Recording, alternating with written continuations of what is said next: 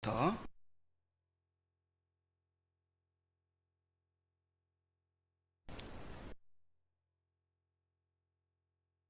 형제로 내려가 아둘람 사람 히라와 가니라. 유다가 거기서 가나안 사람 수아라 하는 자의 딸을 보고 그를 데리고 동침하니 그가 임신하여 아들을 낳음에 유다가 그의 이름을 엘이라 하니라. 그가 다시 임신하여 아들을 낳고 그의 이름을 오난이라 하고 그가 또 다시 아들을 낳고 그의 이름을 셀라라 하니라. 그가 셀라를 낳을 때에 유다는 거십에 있었더라. 유다가 장자 엘을 위하여 아내를 데려오니 그의 이름은 다말이더라. 유다의 장자 엘이 여호와가 보시기에 악함으로 여호와께서 그를 죽이신지라. 유다가 오난에게 이르되 내 형수에게로 들어가서 남편의 아우된 본분을 행하여 내 형을 위하여 씨가 있게 하라. 오난이 그 씨가 자기 것이 되지 않을 줄 알므로 형수에게 들어갔을 때에 그의 형에게 씨를 주지 아니하려고 그 땅에 설정하매 그 일이 여호와가 보시기에 악함으로 여호와께서 그도 죽이시니 유다가 그의 며느리 다말에게 이르되 수절하고 내 아버지 집에 있어 내 아들 셀라가 장성하기를 기다리라 하니 셀라도 그 형들과 같이 죽을까 염려함이라. 다말이 가서 그의 아버지 집에 있으니라. 아멘.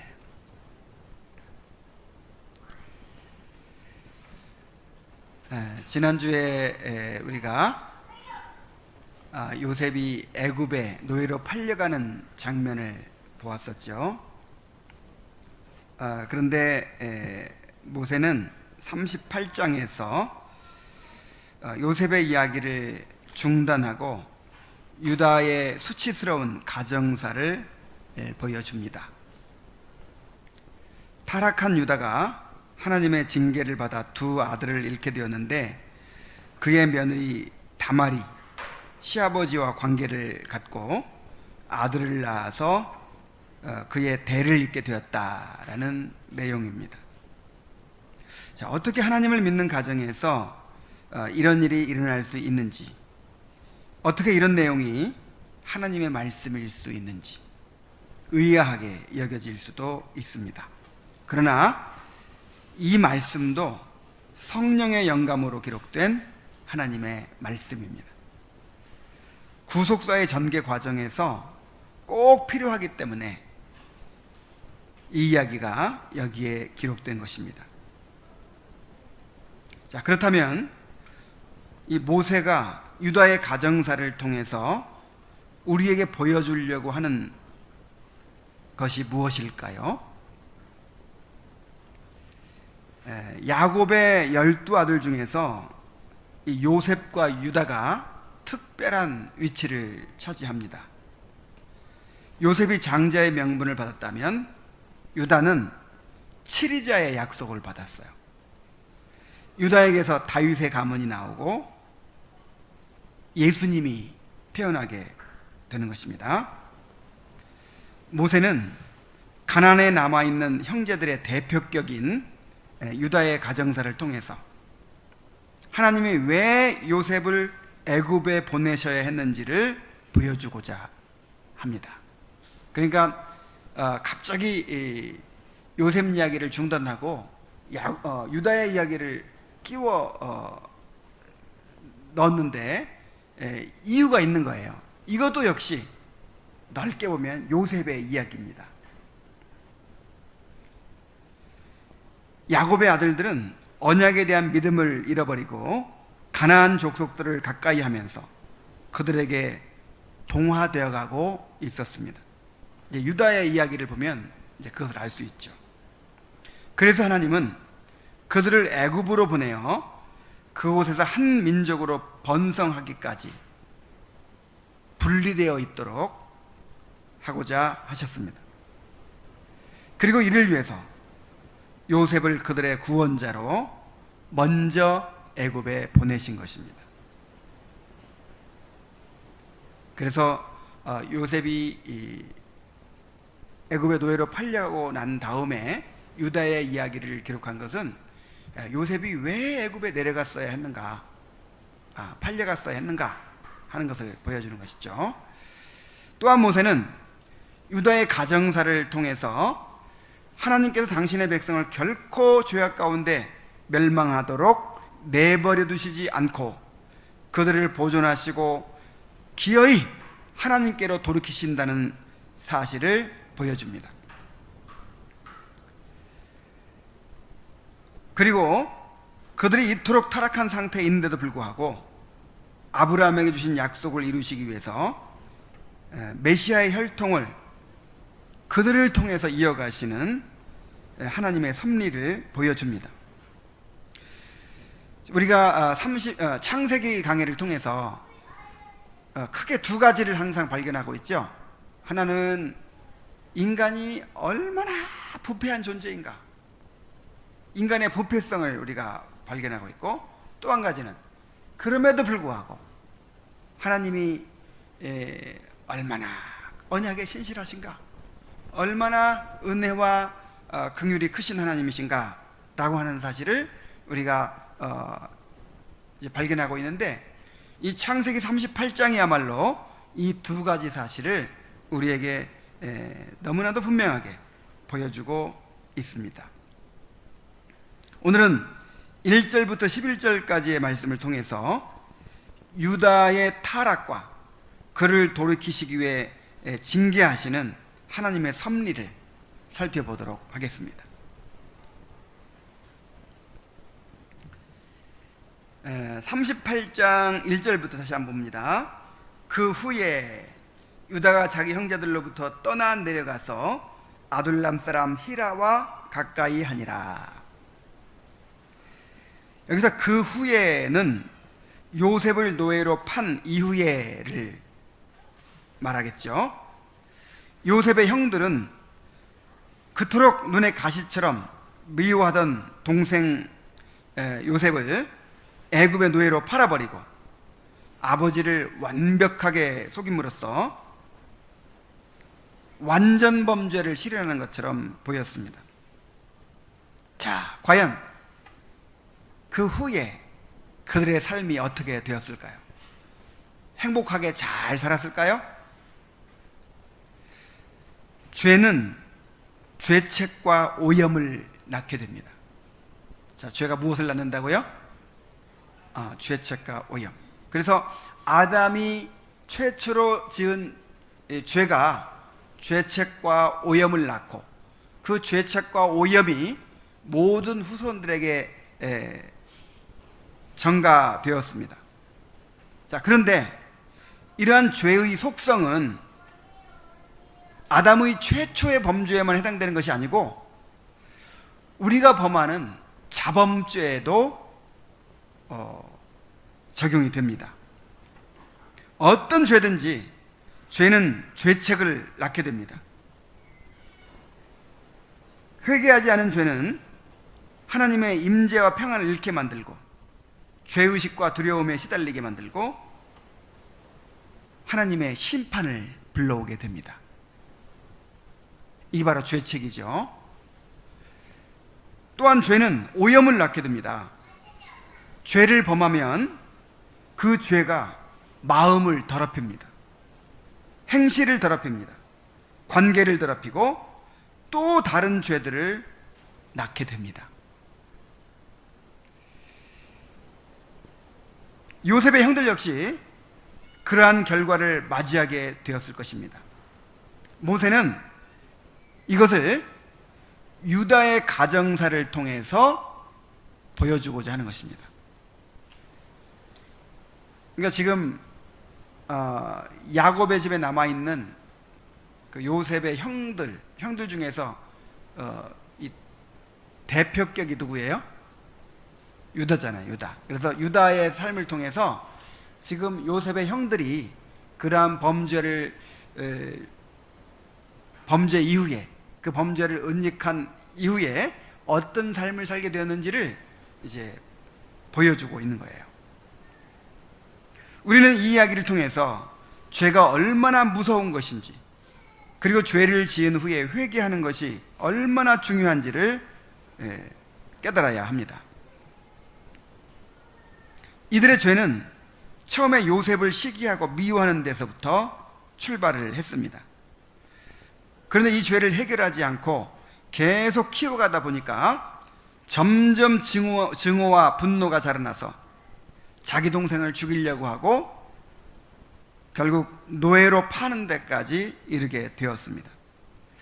그리고 이 죄를 회개하지 않고 감추다 보니까 그들은 하나님을 떠나 점점 타락의 길로 들어서게 되었습니다. 우리는 하나님의 은혜를 힘입어서 죄에 빠지지 않도록 힘써 죄를 대항해야 합니다. 그리고 만일 죄를 범했다면 그 죄를 자백하고 회개해야 합니다. 그리하여 그 죄로 인한 죄책과 오염으로부터 벗어나야 합니다. 요한일서 1장 9절 말씀에 보면은 만일 우리가 우리 죄를 자백하면 저는 미쁘시고 의로우사 우리 죄를 사하시며 우리를 모든 불의에서 깨끗하게 하실 것이요 그랬어요. 자, 우리가 죄를 자백하면 두 가지를 이루어 주십니다. 처음에 어떻게 하신다고요? 우리 죄를 사해 주신다. 이건 뭐에 대한 해결이죠? 죄책이 해결되는 것이죠. 우리가 회개하는 거 말고는 죄책을 해결할 길이 없어요. 예수 그리스도의 이 십자가의 공로로 우리가 용서받기 전에는 우리의 죄책을 해결할 길이 없어요. 그래서 우리 죄를 자백하고 회개해야 되는 것입니다. 근데 죄책만 해결해 가지고 됩니까? 이제 더러움이 남아 있잖아요. 그런데 모든 불의에서 깨끗하게 해주신다 그랬어요. 죄는 죄책과 오염을 낳지만 그리스도께서 흘리신 보혈은 우리의 죄책을 제거하며 우리를 모든 불의에서 깨끗하게 합니다. 우리는 끊임없이 예수님의 피에 우리의 의의 옷을 빨아야 됩니다. 자, 이제 유다가 어떻게 타락의 길을 가게 되었는지를 봅시다. 유다는 형제들로부터 떠나 가나안 사람들과 함께 거하게 되었습니다. 창세기 38장 1절 보면 그 후에 유다가 자기 형제들로부터 떠나 내려가서 아둘람 사람 히라와 가까이 하니라 그랬어요. 자, 유다는 요셉이 애굽으로 팔려간 후에 형제들을 떠났습니다. 유다는 야곱의 아들들 중에서 이 장자격이었는데 왜 형제들을 떠나게 되었을까요? 어떤 사람들은 어떤 이 주석가들 중에는 유다가 요셉을 파는 일에 주도적인 역할을 했었기 때문에 그 일로 인한 죄책감이 컸을 것이다. 그래서 이 집을 떠나게 되었을 것이다. 이렇게 해석하는 사람이 있어요. 꼭 단정할 수는 없지만 일리가 있습니다. 자, 그 상황을 한번 생각해 보세요. 자, 누가 주도해서 요셉을 팔았죠? 유다가 요셉을 팔자고 해서 이제 팔았단 말이에요. 그리고 아버지한테는 짐승에게 잡혀 먹혔다 이렇게 이제 채색옷에다가 염소에 피를 묻혀가지고 아버지를 속였죠. 근데 그 아버지가 어떻게 됐어요?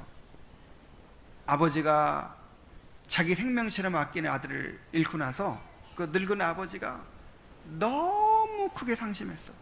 오래도록 그 슬픔에서 헤어나지 못하고, 아니 평생 씻지 못할 그런 큰 아픔을 가지고 살게 되었어요.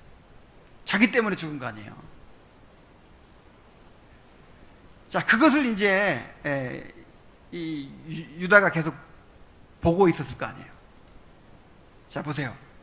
그 어린 동생을, 이제 17살밖에 안 먹은 그 어린 동생을 이 외국의 노예로 판다는 것은, 이거는 죽이는 것과 다름이 없습니다. 차라리 죽이는 것만 또 못할 수도 있죠.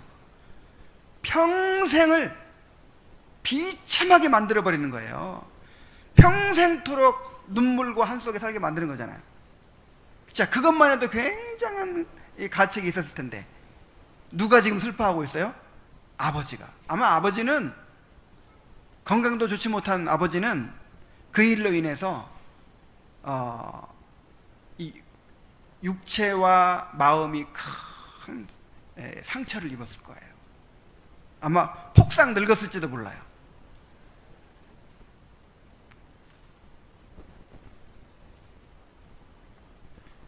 그래서 어쨌든 꼭 이런 죄책감 때문에 떠났다 이렇게 단정할 수는 없지만 그의 마음이 결코 편할 리가 없었을 것입니다. 그는 형제들을 떠나 아둘람 사람 히라와 가까이 하였다고 했습니다. 자, 형제들을 떠났을 뿐만 아니라 우상 숭배와 타락한 문화에 젖어 있는 가나안 사람들과 함께 살면서 그들 가운데서 친구를 사귄 것입니다. 그러므로 유다가 형제들을 떠난 것은 단순히 내가 독립해야겠다, 이제 아버지로부터 독립해서 따로 살아야겠다, 단순히 그게 아니에요. 바로 성도가 교회를 떠나서 세상을 가까이 하게 된 것을 의미하는 것입니다. 당시 야곱의 집은 지상에서 유일한 언약의 가문이요, 지상에서 유일하게 드러난 교회였습니다. 야곱의 집안을 잘 다스리지 못했고 야곱의 아들들은 믿음이 없고 불경건한 사람들이었지만 그래도 야곱은 구약교회의 인도자였고 그의 아들들은 성도들이었어요. 그런데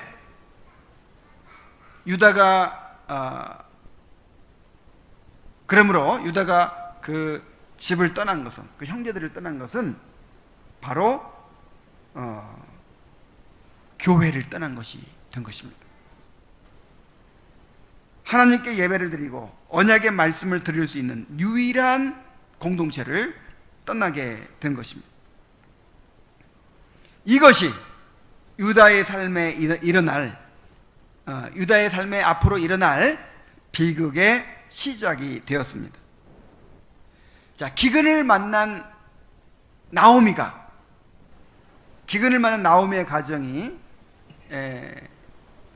이 이스라엘 공동체를 떠나서 모압으로 갔죠. 양식을 얻기 모압으로 갔죠. 이것이 그들의 불행의 시작이 되었어요. 이것 때문에 두 아들이 죽고 남편도 죽고 집안이 완전히 망하게 된 거예요. 그런 것처럼 유다에게도 형제들을 떠나 가나안 사람을 가까이 하게 된 것이 모든 고통과 불행의 시작이 된 것입니다. 우리에게 교회가 얼마나 중요한지를 보여줍니다. 교회는 성도들에게 어머니와 같은 존재입니다.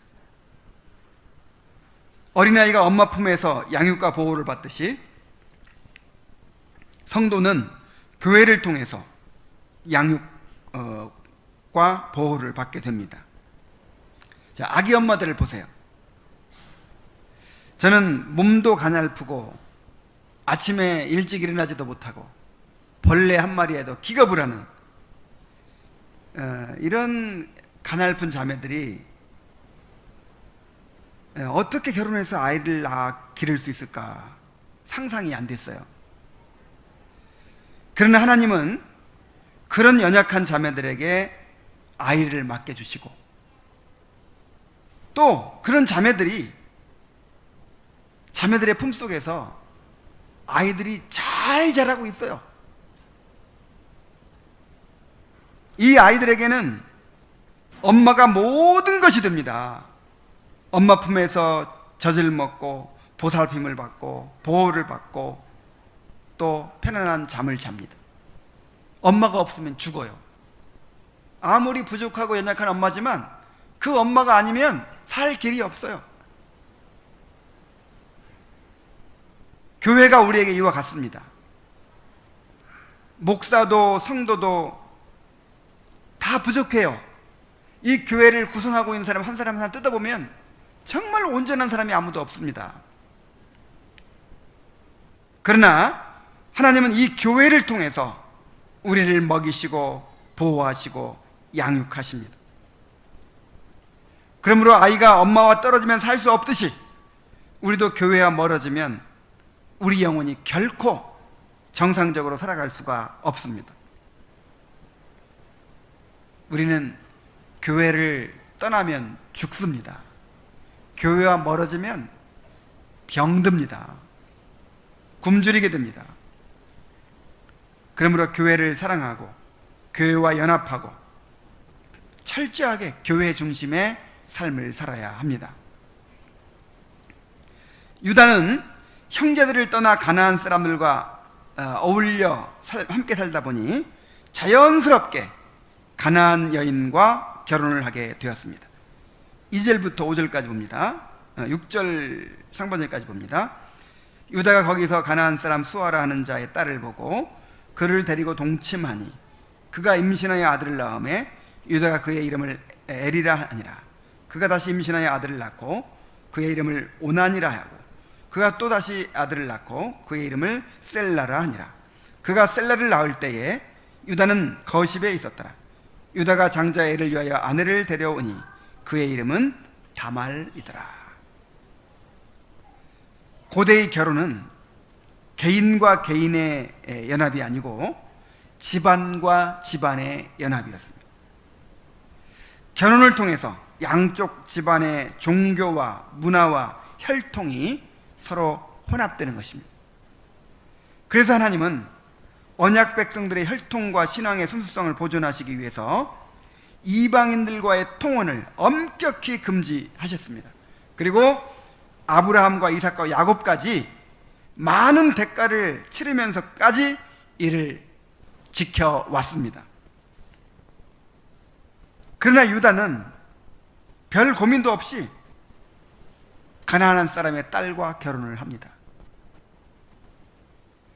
그는 그녀와의 사이에 엘과 오난 그리고 셀라 이렇게 세 아들을 낳았는데 첫째 아들 엘도 역시 가나안 여인 다말과 결혼을 시킵니다. 이를 통해서 그가 언약 백성으로서의 정체성을 잃어버리고 있다는 것을 알 수 있어요. 그가 어느 정도로 심각하게 타락했느냐면 다말이 창녀로 변장하고 성문에서 기다리고 있다가 유다를 유혹했죠. 그래서 유다와 동침을 하게 되었죠. 자, 다말이 이렇게 할 수 있었던 이유가 뭐예요? 평소에 유다의 동선을 아는 거예요. 유다의 행실을 아는 거예요.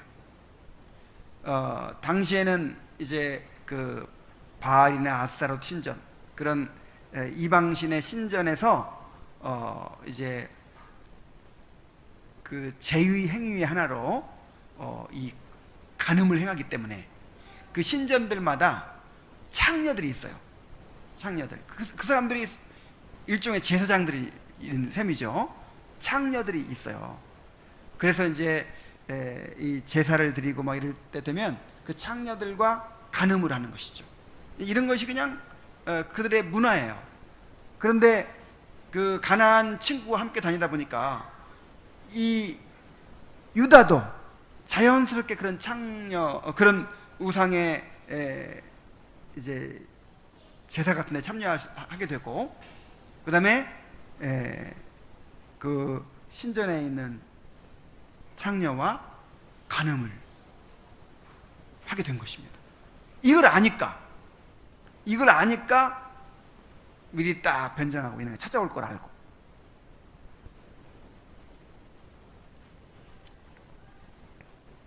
유다는 형제들을 떠나 가나안 사람들과 함께 거하면서 거기서 유력한 친구도 얻고 결혼도 하고 자녀도 3명이나 낳았습니다.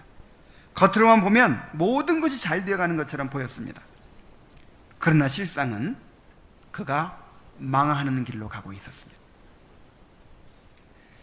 자기 백성이 이렇게 이방인들에게 동화되어 가고 있는데 그 정체성을 잃어버리고 이방인들과 함께하면서 동화되어 가고 있는데 하나님께서 내버려 두실 리가 있습니까? 하나님께서 가장 무섭게 심판하는 것이 무엇입니까?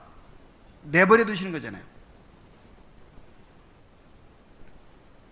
그냥 내버려 두시는 건요, 아예 그냥 멸망하도록 포기하시는 거나 마찬가지예요. 그래서 그거를 정말 그가 택한 자라면 절대로 내버려 두실 수가 없어요. 이제 6절 하반절에서부터 11절까지 해서 그의 가정에 일어난 비극을 보여주고 있습니다. 읽겠습니다. 6절 하반절부터 옵니다. 유다의 장자 엘이 여호와 보시기 악함으로 여호와께서 그를 죽이신지라. 유다가 오난에게 이르되 내 형수에게로 돌아가서 남편의 아우된 본분을 행하여 내 형을 위하여 씨가 있게 하라. 오난이 그 씨가 자기 것이 되지 않을 줄 알므로 형수에게 들어갔을 때에 그의 형에게 씨를 주지 아니하려고 땅에 설정하매 그 일이 여호와가 보시기에 악함으로 여호와께서 그도 죽이시니. 그랬어요. 자, 유다의 장자 엘은 결혼한 지 얼마 안 되어서 여호와 보시기에 악함으로 여호와께서 그를 죽이셨다고 했습니다. 자, 무슨 죄를 지었는지는 알 수 없지만 어쨌든 유다가 자녀들을 믿음으로 양육하지 못했다는 사실을 알 수 있어요. 자, 어떻게 자녀 양육을 제대로 할 수 있었겠습니까? 그 교회를 떠나서 그 다음에 가나안 사람들과 함께 살면서 또 가나안 여인과 결혼을 했잖아요. 이 자녀 교육은 엄마에게 크게 달려 있습니다. 그래서 가나안 여인이 어떻게 믿음으로 양육할 수 있겠습니까?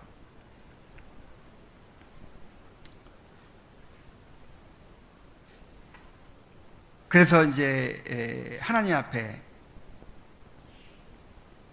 이런 큰 범죄를 큰 범죄를 저지르게 되었고 그에 대한 심판으로 하나님께 그 아들을 죽이신 거예요. 그래서 결국 이 아들이 죽은 것도 누구 때문에 죽은 거예요? 유다 때문이에요. 유다가 잘못 가르쳤기 때문이고 또 하나님이 유다를 심판하시기 위해서 자녀를 치신 것입니다. 제사장 엘리도 홈리와 비느하스 두 아들을 제대로 가르치지 못해서 하나님의 심판을 받아서 죽게 만들었습니다.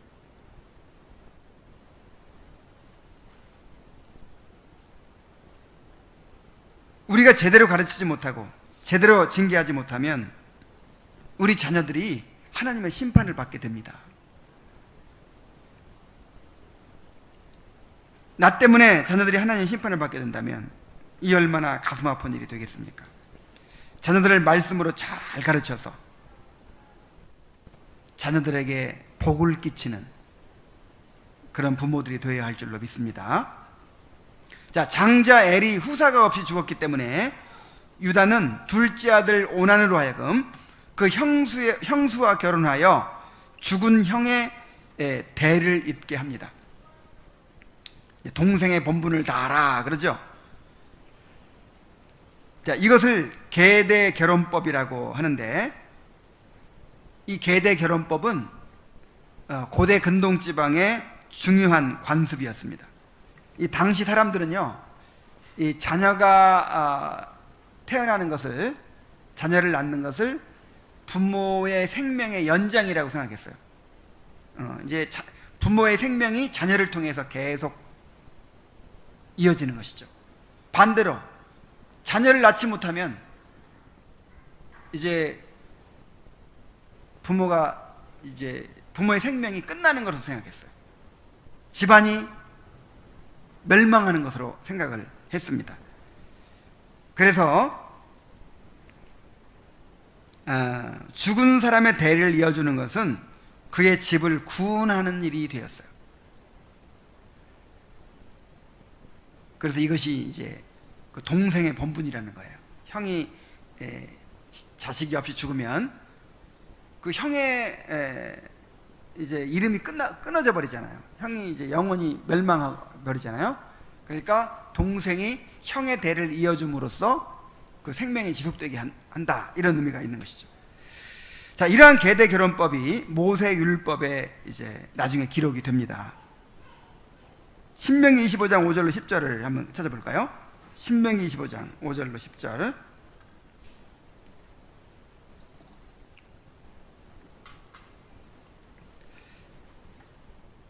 형제가 동거하였는데 그 중 하나가 죽고 아들이 없거든 그 죽은 자의 아내는 나가서 타인에게 시집가지 말 것이요 그 남편의 형제가 그에게로 들어가서 그를 위하여 아내를 삼아 그의 남편의 형제된 의무를 그에게 다 행할 것이요 그 여인의 낳은 첫 아들로 그 죽은 형제의 후사를 잇게 하여 그 이름을 이스라엘 중에서 끊어지지 않게 할 것이니라.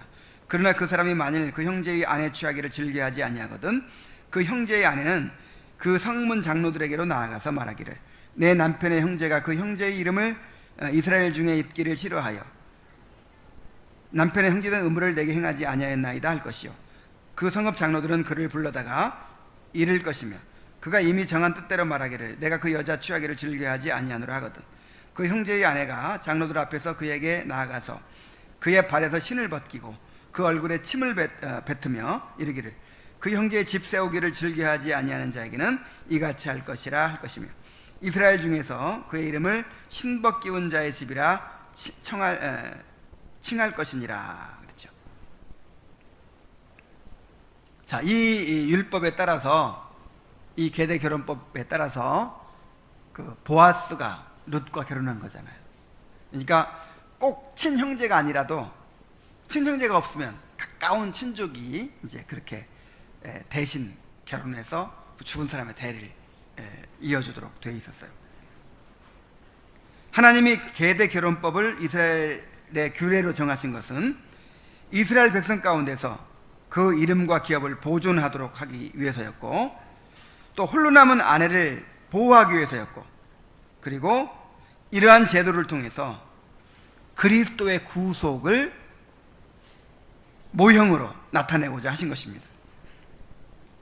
자, 그런데 이 오나는 형에게 씨를 주지 않으려고 형수와 동침할 때에 땅에다 설정했다고 했어요. 자, 장자인 형이 죽었기 때문에 이제 누가 장자가 될 수 있죠? 오난이 장자가 될 수 있죠. 그런데 자기가 이제 씨를 형에게 줘가지고 형수에게 줘가지고 아기를 낳으면 그 형의 상속을 그 아기가 받아버리는 거예요. 내가 장자가 되면 내가 아버지의 상속을 2배나 받을 수 있는데 이것이 이제 불가능해지게 되는 것이죠. 그래서 이기적인 그런 마음으로 형수와 결혼은 했지만 이제 씨는 안 주려고 한 거예요. 오나는 이러한 행위가 여호와 보시기에 악하였기 때문에 여호와께서 그도 죽이셨습니다. 자, 세 아들을 낳는데 둘이 죽은 거예요. 그 두 아들이 자손이 없이 죽은 거예요. 그러니까 그냥 죽은 것도 큰 이 저주지만 자식을 낳지 못하고 죽었다. 이것은 그야말로 엄청난 저주입니다. 근데 한 명도 아니고 두 아들이 그런 일을 당한 거예요. 유다의 가정에 엄청난 재앙이 임한 것입니다. 자, 그런데 이렇게 두 아들이 죽게 된 것은 조금 전에도 말씀드렸지만 본인들의 죄 때문이기도 하겠죠, 물론. 그렇지만 타락의 길을 걷고 있는 유다에 대한 하나님의 심판이었습니다. 유다는 어떤 사람이냐면요, 이스라엘 12지파 중에서도 가장 중요한 지파의 조상이 될 사람이었어요. 나중에 이스라엘이 이제 이스라엘과 유다로 나뉘어질 때 그 유다라는 이 나라 이름 자체가 바로 이 유다 지파의 이름을 따라서 된 거잖아요. 그만큼 이스라엘 12지파 중에서 또 가장 중요한 지파예요. 그는 다윗의 조상이 되고 예수님의 조상이 될 사람이었습니다. 그런 사람이 언약을 저버리고 타락의 길로 가고 있는데 어떻게 하나님이 보고만 계실 수 있겠습니까? 그래서 하나님이 어떻게든 그를 돌이키시고자 두 아들들을 차례로 죽게 하신 것입니다. 이렇게 언약의 백성들에게는 반드시 하나님의 징계가 있습니다. 하나님이 주신 은혜의 언약에는 선행에 대한 보상과 죄에 대한 징계가 포함되어 있어요. 멸망받을 사람들은 죄 가운데 살아가도록 내버려 두지만 구원받은 자들은 절대로 죄 가운데 살도록 내버려 두시지 않으십니다. 자, 히브리서 12장 5절로 8절 한번 찾아봅시다. 히브리서 12장 5절로 8절.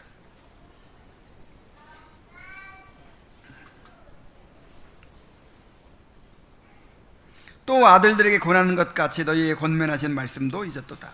일렀을 때 내 아들아 주의 징계하심을 경히 여기지 말며 그의 꾸지람을 받을 때에 낙심하지 말라. 주께서 그 사랑하시는 자를 징계하시고 그가 받아들이시는 아들마다 채찍질 하심이라 하였으니 너희가 참으면 징계를 받기 위함이라. 하나님이 아들과 같이 너희를 대우하시나니 어찌 아버지가 징계하지 않는 아들이 있으리요. 징계는 다 받는 것이거늘 너희에게 없으면 사생자요 참 친아들이 아니니라.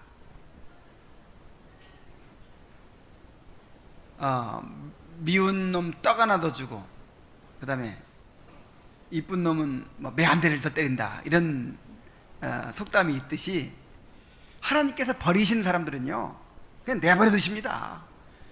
근데 어떤 사람을 징계하신다고요? 사랑하시는 아들을 징계하신다고. 만약 징계가 없으면 어떤 사람이에요? 사생자요 친아들이 아니니라. 그러니까 진짜 구원받은 사람이라면, 친아들이라면 뭐가 있어야 마땅해요?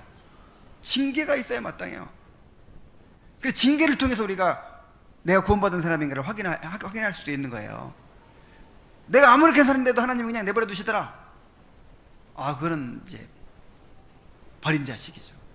근데 도무지 내가 그냥 조금이라도 벗어나지 못하도록 하나님이 나를 가만 내버려 두시지 않더라, 틀림없이 구원받은 사람이에요.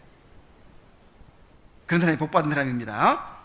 또 고린도서 11장 30절 32절에는 그러므로 너희 중에 약한 자와 병든 자가 많고 잠자는 자도 적지 아니하니 우리가 우리를 살폈으면 판단을 받지 아니하려니와 우리가 판단을 받는 것은 주께 징계를 받는 것이니 이는 우리로 세상과 함께 정죄함을 받지 않게 하려 하심이라 그랬어요. 자, 하나님께서 이 고린도 교인들 성찬을 막 더럽히니까 병들게 만드시고 막 죽게 만드셨어요. 근데 그렇게 징계하신 이유가 뭐라고요? 세상과 함께 죄정함을 받지 않게 하기 위해서. 나중에 최후 심판 때 하나님의 형벌을 받아서 영원히 멸망하게 되는 그런 무서운 심판을 받지 않도록 하기 위해서 이 땅에서, 이 현세에서 우리를 심판하신다는 거예요.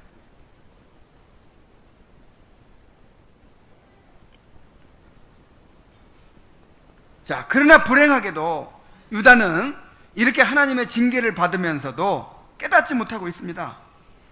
자, 11절 말씀을 보면요, 유다가 그의 며느리 다말에게 이르되 수절하고 내 아버지 집에 있어 내 아들 셀라가 장성하기를 기다리라 하니 셀라도 그 형들같이 죽을까 염려함이라. 다말이 가서 그의 아버지 집에 있으니라. 자, 두 아들이 그 다말이라는 며느리가 들어와가지고 다말이라는 며느리 하나 잘못 들였다가 두 아들이 죽었어요. 이제 그 계대 결혼법에 의해서 셋째 아들과 또 결혼을 시켜야 되는데 셋째 아들까지 또 죽을까봐 겁이 나는 거예요. 이제 셀라마저 죽으면 이제 이 집은 씨가 마르게 됩니다. 그래서 유다는 다말에게 수절하고 내 아버지 집에 있으면서 셀라가 장성하기까지 기다리라 그러면서 다말을 친정으로 보냅니다. 그래서 이제 셀라가 결혼할 때쯤 되면 부르겠다 이렇게 얘기를 했지만, 유다는 절대로 다말을 다시 부를 마음이 없어요. 아예 그냥 보내버린 거예요.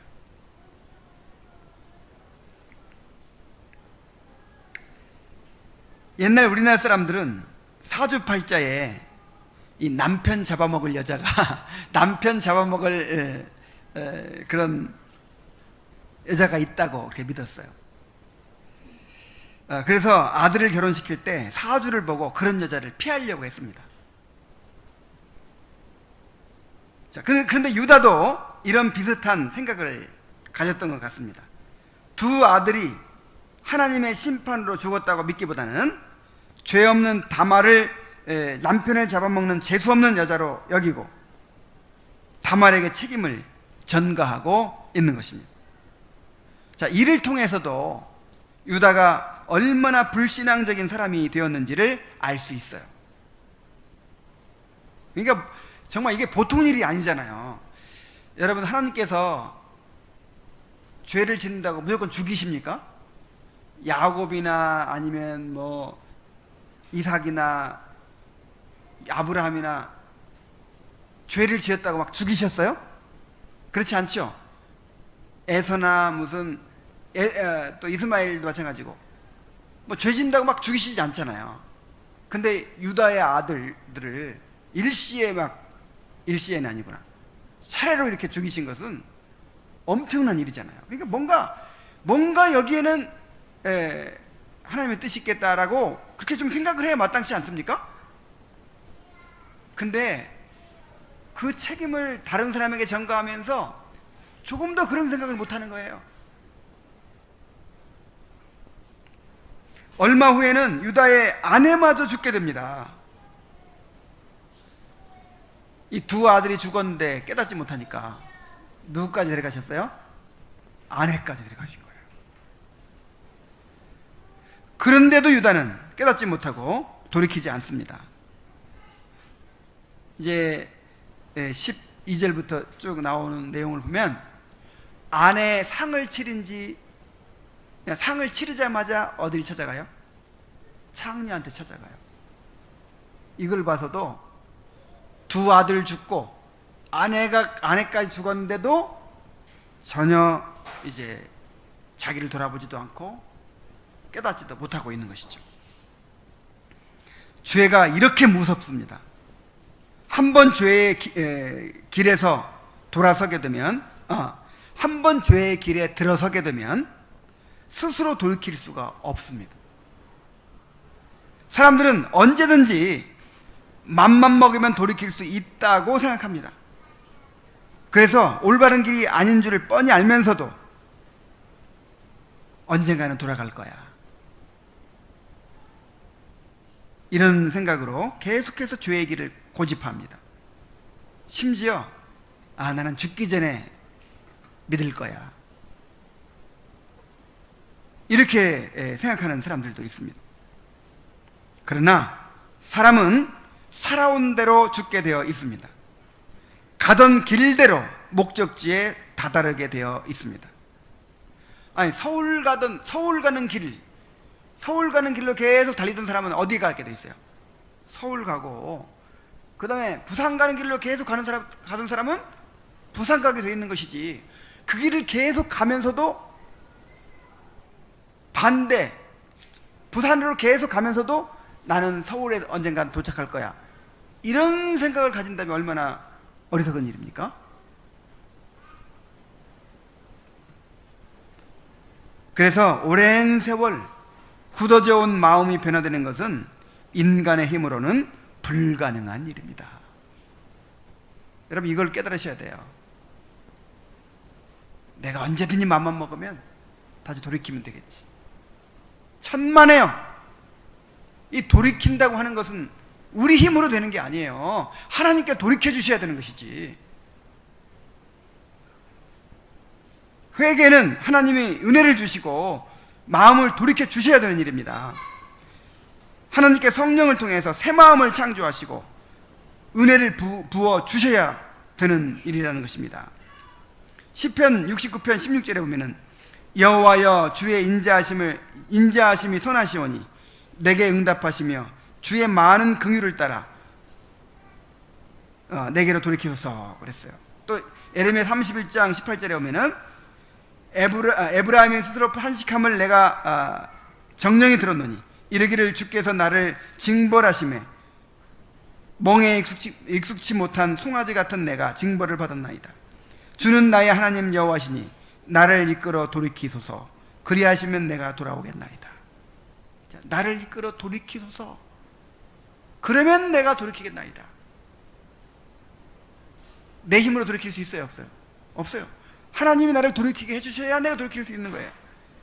에레미야가 5장 21절에도 여호와여 우리를 주께로 돌이키소서. 그리하시면 우리가 주께로 돌아가겠사오니 우리의 날을 다시 새롭게 하사 옛적 같게 하옵소서. 이렇게 간구합니다.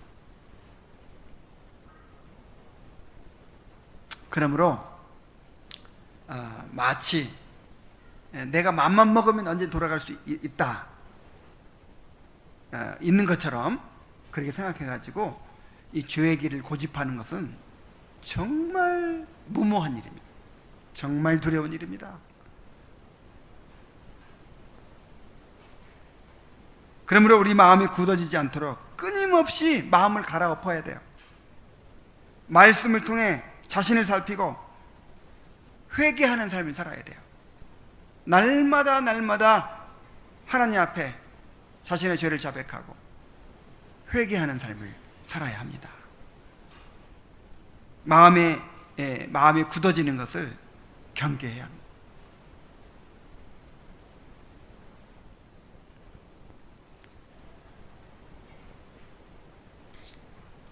여러분아, 우리가 계속해서 우리의 길을 고집하고 회개를 거부할 때 어떤 결과를 낳게 되겠습니까? 만약 그것이 성공하면 이제 지옥 가는 거죠. 근데 정말 택함받은 사람은 그렇게 회개를 계속 거부할 수 있도록 내버려두지 않으시죠? 하나님을 이길 수 있어요? 없어요? 없어요. 유다를 하나님께서 내버려 두시지 않습니다. 하나님은 계속해서 죄의 길을 가고 있는 유다를 결국 이 극약 처방으로 돌이키십니다. 어떤 처방이냐면 며느리 다말과 동침하게 만들어요.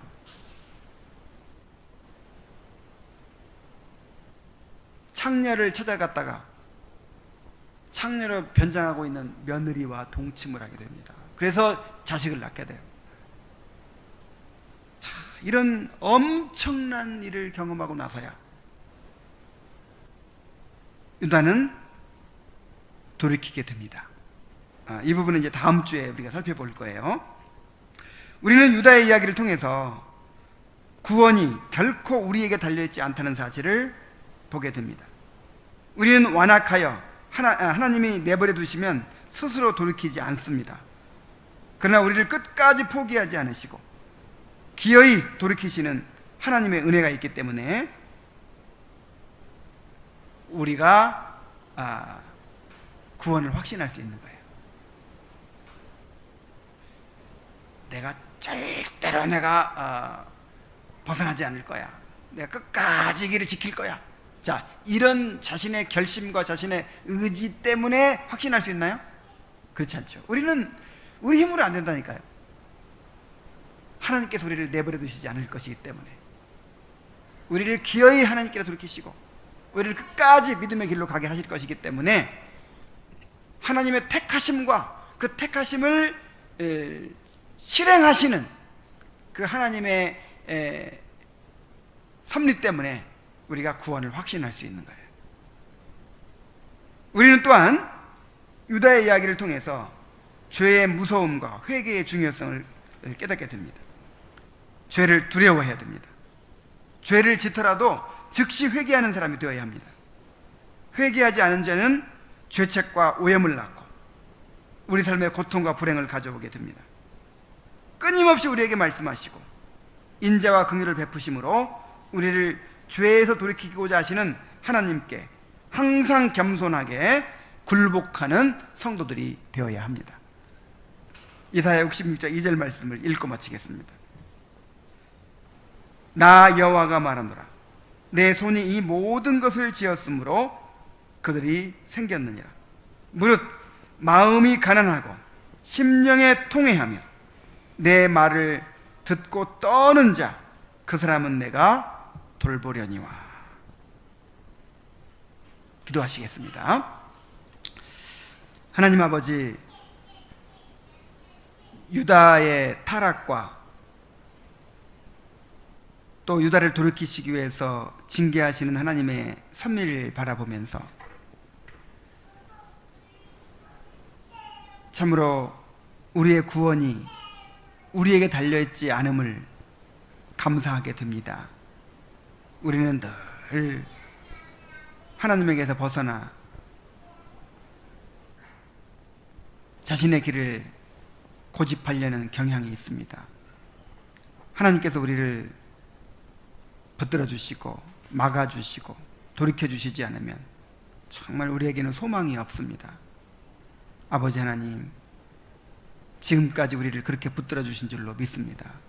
앞으로도 우리를 내버려 두지 마시고 그렇게 돌이켜 주시옵소서.